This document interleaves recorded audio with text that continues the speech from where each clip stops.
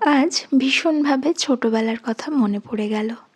ছোটবেলায় যখন গ্রামে থাকতাম, কারোর বাড়িতে কোনো অনুষ্ঠান হলে সারা গ্রাম নিমন্ত্রিত থাকতো। আর যেহেতু সারা গ্রাম নিমন্ত্রিত থাকতো, তাই অনুষ্ঠান বাড়িতে সাহায্য করার জন্য, যেমন ওই সবজি কাটা কিংবা মশলা বেটে দেওয়ার জন্য সবাই এগিয়ে আসতো, মা কাকিমারা।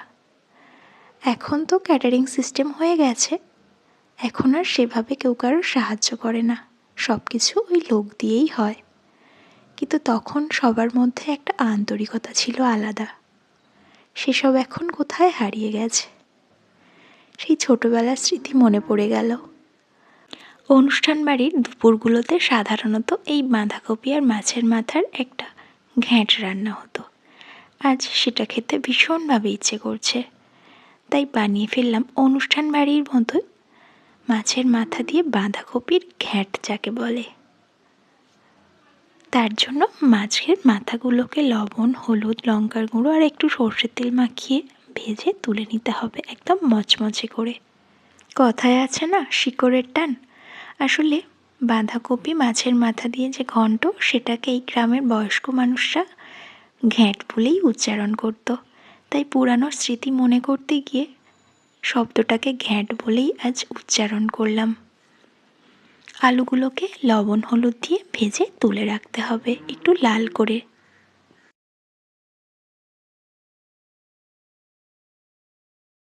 তারপর কড়াইতে আরও একটু তেল বাড়িয়ে নিয়ে বা তেল অ্যাড করে নিয়ে তার মধ্যে 1 চামচ 5 ফোড়ন, 2টো তেজপাতা আর শুকনো লঙ্কা ফোড়ন হিসেবে দিয়ে 1 মিনিট পর ফোড়ন থেকে মিষ্টি সুগন্ধ বেরোলে তার মধ্যে দিয়ে দিতে হবে পেঁয়াজ কুচি। পেঁয়াজ কুচিগুলো দিয়ে 1 মিনিট একটু ভেজে নিতে হবে। তারপর ওই যে বাটা মশলাটা বানিয়েছিলাম সেটা দিয়ে ভালোভাবে মশলাটা কষিয়ে নিতে হবে যতক্ষণ না কাঁচা গন্ধটা চলে যায়। তারপর একটু চিনি, স্বাদ মতো লবণ, হলুদ গুঁড়ো, কাশ্মীরি লঙ্কার গুঁড়ো সব কিছু দিয়ে এটাকে ভালো করে মিনিট 4 একটু কষিয়ে নিতে হবে।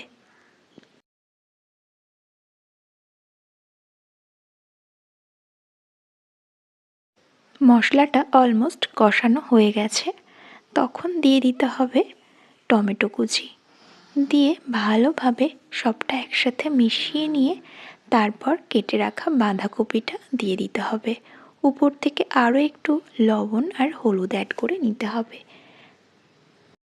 লবণ আর হলুদটা কিন্তু অবশ্যই খেয়াল করবেন যে আগে দিয়েছিলাম আর এখন আবার অল্প একটু দিলাম, সেহেতু লবণ আর হলুদের পরিমাণটা কিন্তু অবশ্যই সঠিক মাপ অনুযায়ী ব্যবহার করতে হবে।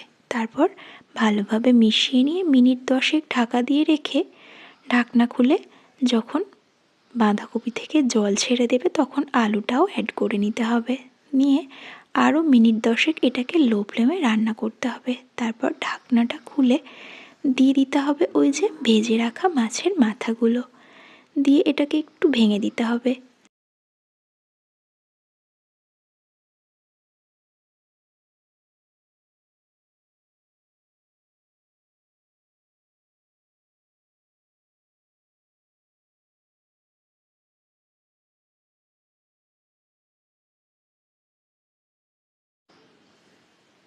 এরপর সব কিছু একসাথে বেশ ভালোভাবে মিশিয়ে নিতে হবে যাতে মাছের মাথাটা ভেঙে দিলে মাছের মাথার স্বাদটা যেন বাঁধাকপির মধ্যে আসে। তারপর 1 মুঠো টাটকা ধনেপাতা দিয়ে এটাকে ঢাকা দিয়ে লো ফ্লেমে আরও 5 মিনিট রান্না করতে হবে। আর তারপর ঢাকনাটা খুলে 1 চামচ গরম মশলার গুঁড়ো আর ঘি দিয়ে ভালোভাবে সবটা মিশিয়ে নিতে হবে। ঘিটা আপনারা যে যেমন খেতে চান সেই হিসেবে ব্যবহার করবেন। তারপর সবটা মিশিয়ে নিয়ে আরও মিনিট 2 লো ফ্লেমে রেখে ভালোভাবে সবটা মিশিয়ে নিয়ে খুন্তির সাহায্যে কয়েকটা আলু একটু স্ম্যাশ করে সবটা ভালোভাবে মিশিয়ে নামিয়ে নিলেই রেডি হয়ে যাবে এই বাঁধাকপির ঘন্ট।